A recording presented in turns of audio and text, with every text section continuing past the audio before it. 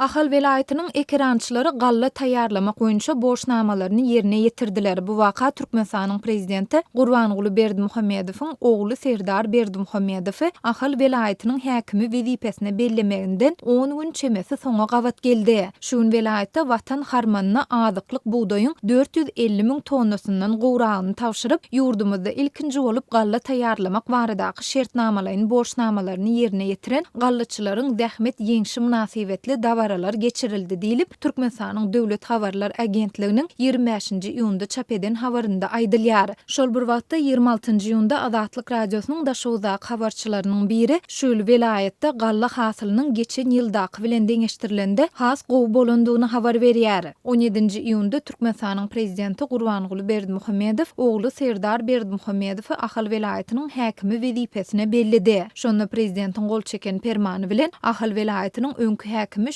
Aman geldi wezipesinden boşadyldy. Ol ministrler kabinetiniň owa hojalyk puwdaklary bölüminiň müdiri wezipesine bellenildi. Serdar Berdimuhamedow şu ýylyň 2-nji ýanwarynda ýurduň daşary işler ministriniň ornwasary wezipesinden boşadylyp Ahal welaýatynyň häkiminiň ornwasary wezipesine bellenipdi. Maglumat üçin aýtsak, şu ýyl Türkmenistanda 760 000 hektar meýdana, şol sanda Ahal welaýatynda 209 000 hektar meýdana buğday ekildi.